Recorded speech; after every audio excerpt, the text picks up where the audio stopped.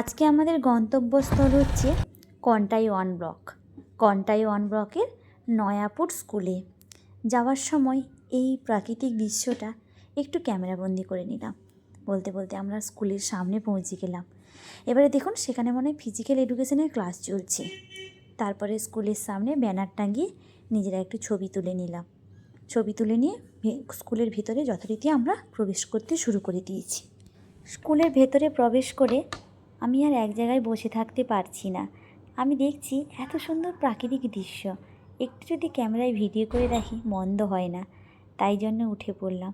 উঠে পড়ে ওই প্রাকৃতিক দৃশ্যটা একটু ভিডিও করে রাখলাম। তারপরে আমরা মূল অনুষ্ঠানে ফিরে গেলাম। স্কুলের পক্ষ থেকে সবাইকে বরণের পর্ব শুরু হয়ে গেল এবং বরণের পর্বের পরে আমরা কিন্তু আমাদের পিপিটি দেখিয়ে যথারীতি এনটিসিপি প্রোগ্রামটা প্রেজেন্ট করলাম।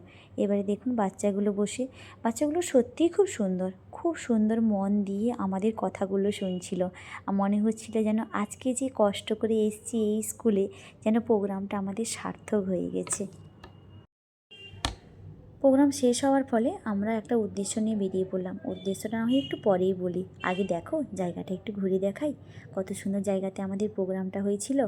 তারপরে ব্লক থেকে বিপিএইচএন দিদি, আশা দিদি, তারপরে ব্লক থেকে আদার্স টিমও ছিল সবাই, আর আরবিএসকে দাদারাও ছিলেন। এবারে সবাই মিলে আমরা বেরিয়ে পড়লাম আমাদের এই স্কুলটাকে টোবাকো ফ্রি স্কুল হিসেবে ডিক্লেয়ার করার জন্য। জায়গাটা একটু সিলেক্ট করা হচ্ছে আর স্কুলের মাস্টারমশাইরা যথেষ্ট সাপোর্ট করেছেন এবং এই জায়গাটা 100 গজ মেপে টোবাকো ফ্রি জোন হিসেবে ডিক্লেয়ার করার জন্য দেখুন কত সুন্দর করে মেয়েটা লিখছে। সত্যি ওর হাতের লেখা খুবই অপূর্ব। তারপরে ও তো সুন্দর করে লিখছে, কিন্তু আমরা অন্যদিকে একটু ফোকাস করলাম। আমরা এই দিকে একটু চলে এলাম, কারণ এখানে 100 গজ মেপে 100 ইয়ার্স বলে লিখে দেওয়া হবে। এর মধ্যে কোনো তামাক জাতীয় জিনিস বিক্রি করা যাবে না। ইনি হচ্ছেন স্কুলের হেডমাস্টার মশাই, সাদা জামা পরে। ইনি কিন্তু আমাদের যথেষ্ট হেল্প করেছেন। ইনি এবং আদার্স টিচাররাও আমাদেরকে যথেষ্ট হেল্প করেছেন। এই স্কুলটা সত্যি খুব সুন্দর ছিল এবং স্কুলের সিনারি বা সামনে রবীন্দ্রনাথের ছবি, যেগুলো আমাদের মন ছুঁয়ে গেছিল। তাই জন্য স্কুলের প্রতিটা জিনিস আমি আপনাদের সামনে তুলে ধরার চেষ্টা করেছি। স্কুলটা ছেড়ে বেরিয়ে আসবো এমন সময় কিছু কিছু জিনিস ক্যামেরাবন্দি করতে খুবই ইচ্ছে হলো এবং আপনাদের সঙ্গে শেয়ার করতে। দেখুন কত সুন্দর সিনারিটা, কত সুন্দর গাছ লাগানো আছে এবং যাওয়ার রাস্তাটা খুব সুন্দর। আমার তো স্কুলে অনেকটা সময় কাটাতেও ইচ্ছে করছিল এবং আমরা অনেকটা সময় কাটিয়েছিলাম। এখানে মনে হয় কিছু প্রোগ্রাম হয়, হয়তো কোনো অনুষ্ঠান হয়, তাই জন্য এই হলটা এইভাবেই সাজানো থাকে। তারপরে মেন গেটে আমি চলে আসছিলাম।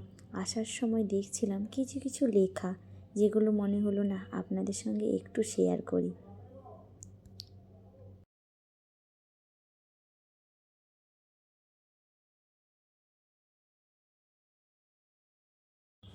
শুধু যে দেওয়ালে লেখা আছে তা নয়, বা কোনো কিছুর উপরে লিখে দিয়েছে ড্রয়িং করে, সেটা নয়।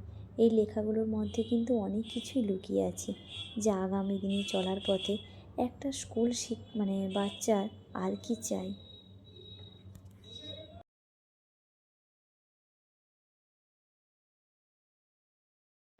স্কুলে এই সকল বাচ্চারা মনে হয় হোস্টেলে থাকে, কারণ স্কুলে দেখলাম যে হোস্টেলেরও ব্যবস্থা আছে।